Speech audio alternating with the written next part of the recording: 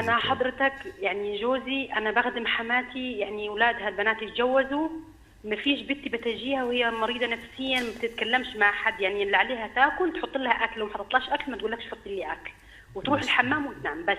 ما تتكلمش مع حد.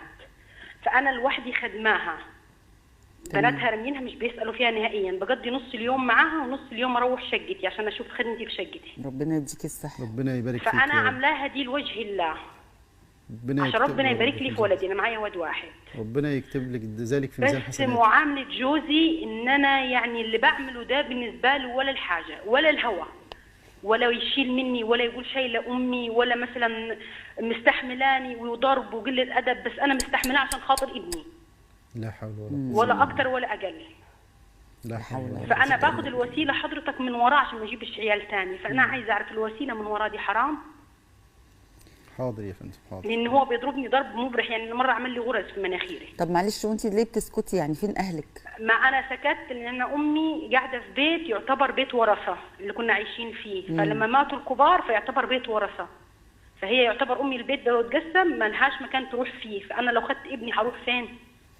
فهو عارف بقى ظروفك دي فبيستغلها بقى وبيهينك. والله بدعي لدرجه ان انا يعني بوقف ساعات كده لربنا واقرا القران، وابني عنده 3 سنين متمسك بالجامع بطريقه فظيعه، الله اكبر عليه. ربنا نفسي يبارك يدعي له لك ربنا يزيده، واللي بعمله في الست دي ربنا يعوضه لي في ولدي يا رب. يروح الجامع على طول 24 ساعه، يسمع الجامع في وش البيت، لو ما حبيبي. نزلتوش العربيات يقعد يبكي يقول يا ماما ربنا ما يحبنيش، عنده 3 حبيبي. سنين بس.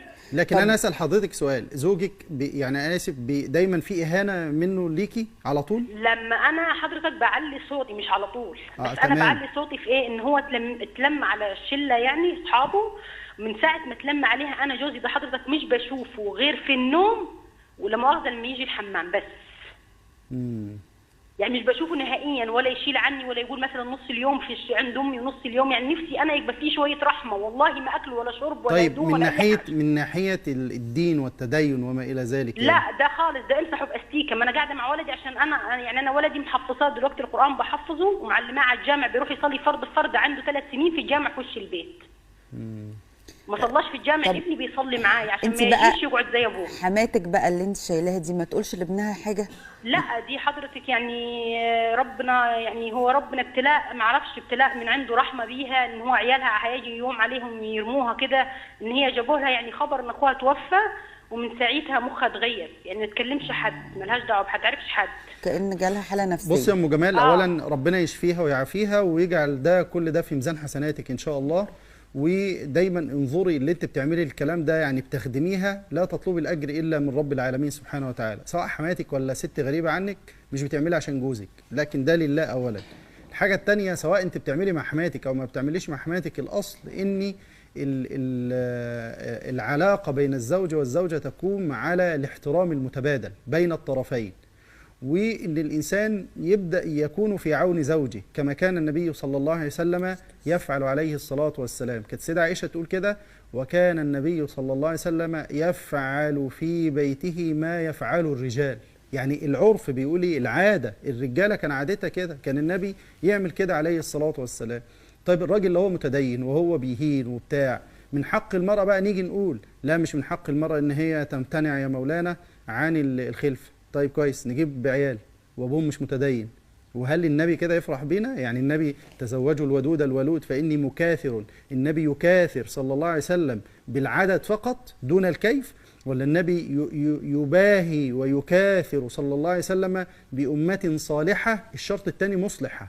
صالحة لا، شوف بقى انا بقول لكم، عمر النبي يباهي بأمة صالحة كل واحد في ذاتها، كل واحد في ذاته ونفسه يتعبد إلى الله فقط؟ لا، النبي يباهي صلى الله عليه وسلم بأمة صالحة مصلحة. أنا صالح في نفسي مصلح لغيري، لكن لنا أجيب أولاد ويكونوا أطفال شوارع، أو أب للأسف الشديد لا يربي، وهو ده الواجهة، ده المراية اللي ابنه هيشوف نفسه فيه، هو أبويا، فأبويا لا بيصلي فأنا مش هصلي، طب أبويا مش متدين فأنا أكيد يعني مش هطلع متدين يعني، طب ونركع الأم، طب والأب فين؟ العين الحمراء فين اللي احنا دايما نقول الكلام ده، واللي هو يقول له يا ابني صلي، واللي هو يقول له يا ابني تعالى احفظك في القرآن، واللي يقول له يا ابني تعالى اقول لك شويه قصص عن الصالحين، واللي هو يحثها على العلم والتعلم. وسيدنا ابن عمر القرآن يقول كده: قوا انفسكم واهليكم نارا، الخطاب هنا لمن أولا؟ للرجل أولا، لأنه مسؤول. وسيدنا النبي كما في البخاري من حديث معقل بن يسار رضي الله عنه قال: ما من عبد يسترعيه الله رعية فيموت يوم يموت وهو غاش لرعيته إلا حرم الله عليه الجنة. قال له دي غش يعني إيه؟ في رواية تانية: فلم يحطها بنصحه ولا رعايته. بيقول له تعالى هنا يا ابني، ويحاوط عليه كده على ابنه وعلى بنته وبتاع. ده راجل ما عملش كده خالص. طب ازاي اللي زي ده نقول له خلفي منه تاني؟ نقول لا، خليكي في الحال ده إلى أن يهديه الله رب العالمين. ربنا يهديه يا رب.